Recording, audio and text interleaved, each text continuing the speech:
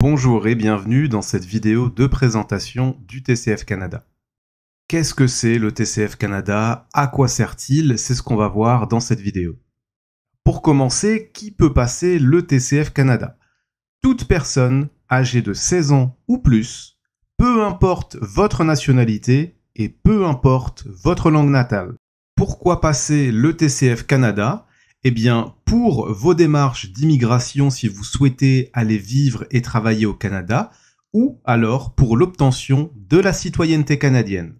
Il est reconnu par l'IRCC, Immigration, Réfugiés et Citoyenneté Canada, et également par le ministère de l'Immigration, de la Francisation et de l'Intégration, MIFI.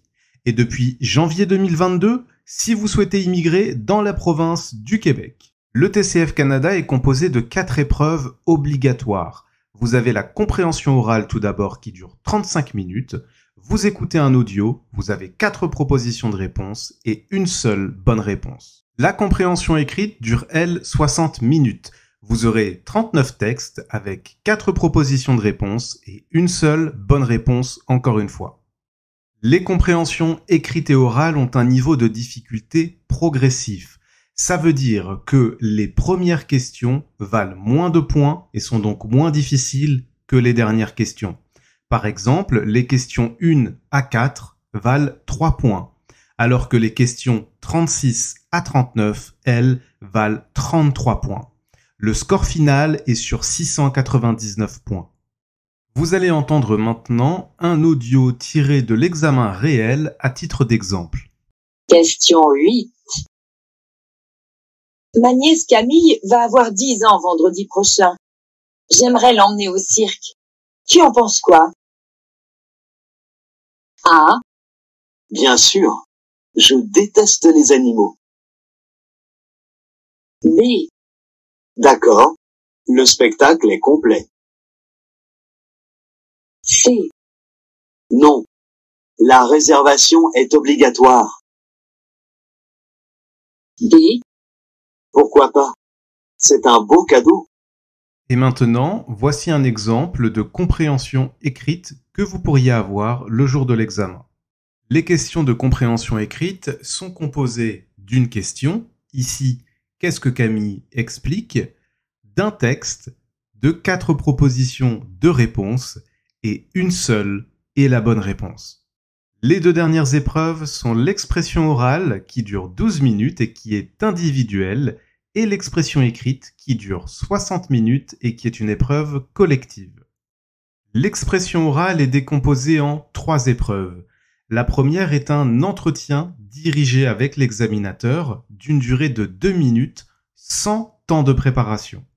La deuxième épreuve est un exercice en interaction avec l'examinateur, dans laquelle vous allez poser des questions. Elle dure 5 minutes 30, dont 2 minutes de préparation. La troisième épreuve, elle, dure 4 minutes 30, il n'y a pas de préparation, et c'est une épreuve d'argumentation dans laquelle vous allez donner votre point de vue sur un sujet. La première épreuve est donc un entretien avec l'examinateur, durant lequel vous devrez faire la preuve de votre capacité à échanger avec une personne que vous ne connaissez pas, à savoir l'examinateur. Vous devrez parler de vous, de votre environnement familial et professionnel, de vos loisirs également, par exemple. On veut vérifier que lorsque vous serez au Canada, vous serez en mesure de vous présenter. Dans la deuxième épreuve, l'examinateur va vous donner un sujet. Vous devrez dans cette épreuve poser des questions adaptées à la situation de communication proposée dans le sujet. Vous devrez également veiller à varier la manière dont vous posez les questions. Cette épreuve a pour but de vérifier, cette fois-ci, que vous êtes en mesure d'obtenir des informations en posant tout simplement des questions. Voilà un exemple de la tâche numéro 2 qui est tiré des sujets donnés à l'examen réel. Je suis votre voisin, vous venez de vous installer au Québec, vous souhaitez prendre un rendez-vous médical. Vous me posez des questions pour obtenir des informations sur les médecins de la ville. Dans la tâche numéro 3, vous devrez donner votre opinion et expliquer les avantages et inconvénients d'un projet. Exprimez votre accord et votre désaccord par rapport au sujet qui vous sera donné. Vous devrez également présenter une argumentation claire, détaillée, structurée, dans un style approprié au contexte du sujet qui vous sera donné.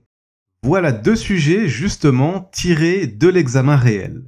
Si vous allez vivre au Canada, pensez-vous que vous trouverez facilement du travail? Pourquoi? Certaines personnes pensent que les sportifs gagnent trop d'argent. Êtes-vous d'accord? La dernière épreuve, c'est l'expression écrite qui est composée également de 3 tâches. La première, c'est la rédaction d'un message qui fera au minimum 60 mots et au maximum 120. La seconde épreuve, c'est la rédaction d'un article, de blog par exemple, qui fera au minimum 120 mots et au maximum 150. La troisième épreuve, c'est la rédaction d'un texte argumenté d'un minimum de 120 mots et d'un maximum de 180. Vous avez toujours un sujet qui vous est donné avant de rédiger. Dans la tâche numéro 1, on vous demandera de pouvoir communiquer un message de façon claire et de donner toutes les informations qui vous seront demandées par le sujet. Voici 2 exemples de sujets de tâche numéro 1 tirés de l'examen réel.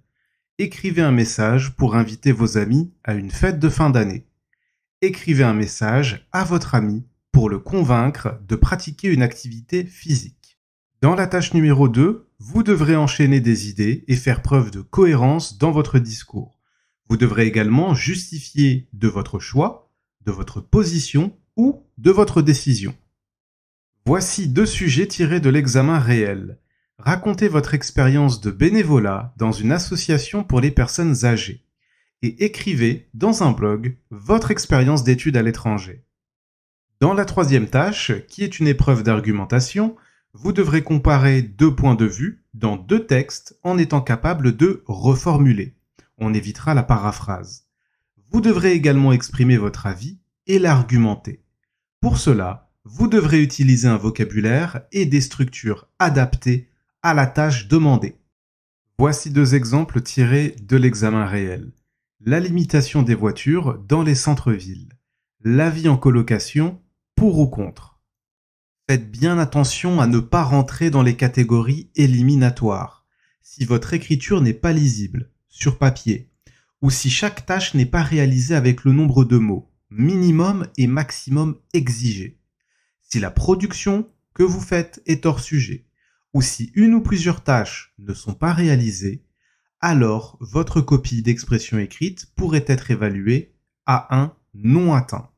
Pour les préparations en ligne avec moi, vous pouvez toujours me contacter sur mes réseaux sociaux.